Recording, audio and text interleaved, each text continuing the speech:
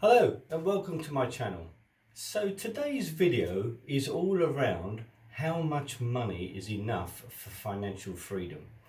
I believe it's important that you understand this as early as possible because then it gives you something to work towards and to manage your financial life in a way that helps you meet your goal of financial freedom, which is what most people want.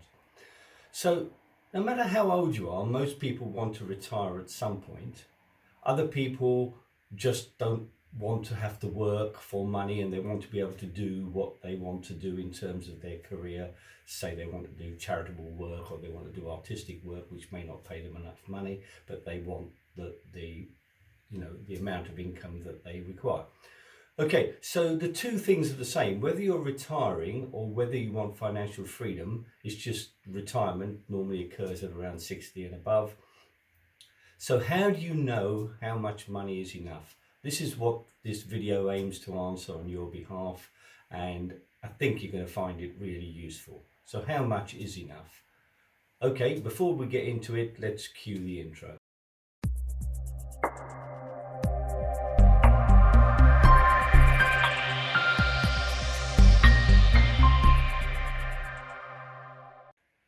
Okay, welcome back. And as I said, today's video is around how much money is enough for financial freedom and really why that's important, because when you know what the figure is, you've got something to work towards, you've got a goal that you can set, and it not only activates you in terms of generating more capital and income, but also may stop you spending money if you're trying to get to that financial freedom at an early age.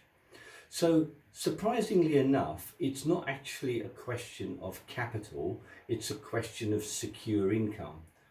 Because capital, of course, can supply income, and that's what most people do when they say save into pension schemes and things like, or other tax advantageous schemes. But really, all that capital eventually does is generate an income. So if you've got other streams of income, it can help you get there quicker. Now, the amount of income is obviously different for everybody, and it depends upon the lifestyle they want. So I'll give you an example. Okay, so many years ago, a client approached me and he said, well, Charles, thanks very much for your help for the last few years. He was only around about 45. He said, but I'm retiring. I said, Jesus, Bill, at 45? He said, yeah. He said, really, I'm selling my house. There's a lot of capital in there, as you know.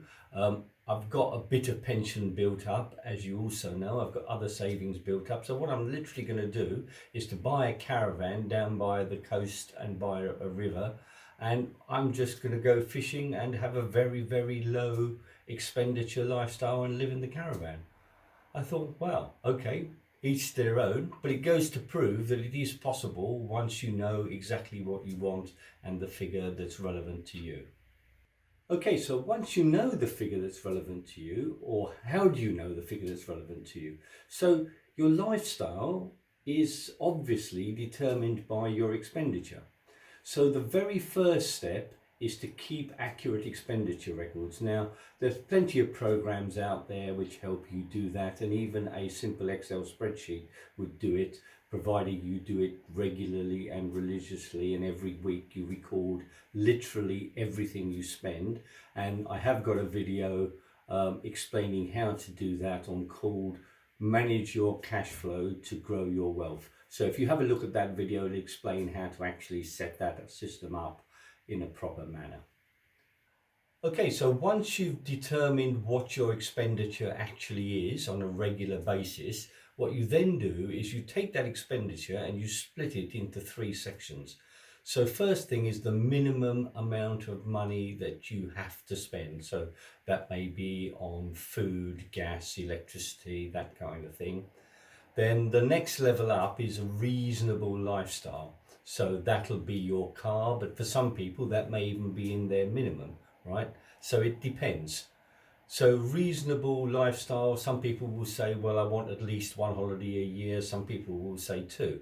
So you've got to cost out what you believe is a reasonable lifestyle, and then ask yourself the question, well, could I live with less?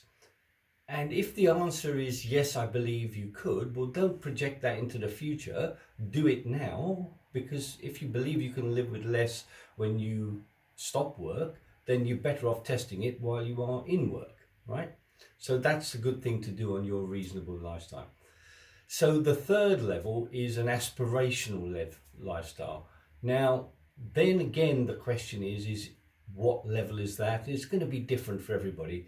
Is it really needed, or is financial freedom early more important to you? And that's the question you've got to answer for yourself and determine. So you've got to go through the 3 levels: the absolute minimum required, a reasonable lifestyle figure, and an aspirational figure.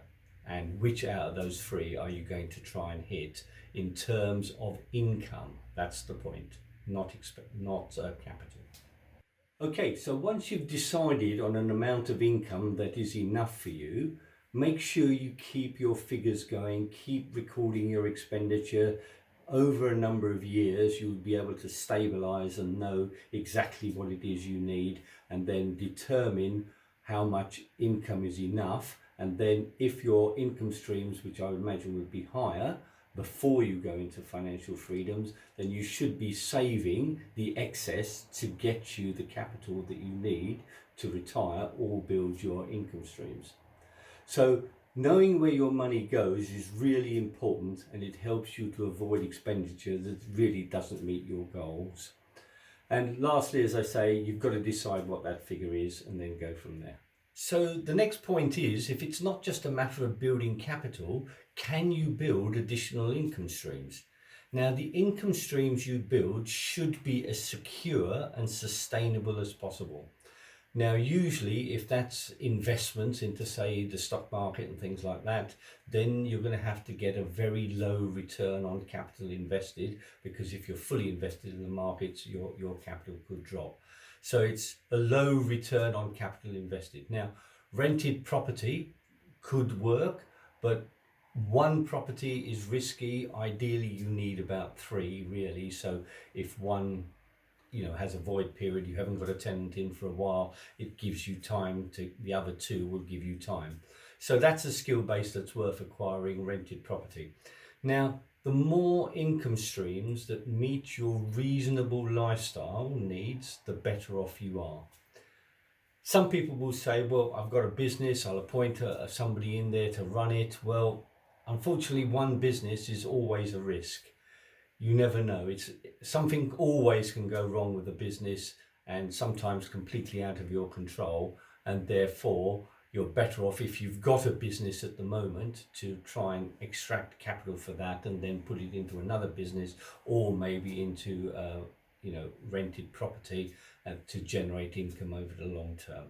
Because as I say, a business can always have a problem. Okay, so the next point I want to make is that if you're building income streams, you're trying to get it to the level that you are happy with, and make sure that those income streams are sustainable as possible. So financial freedom does not have to mean retirement.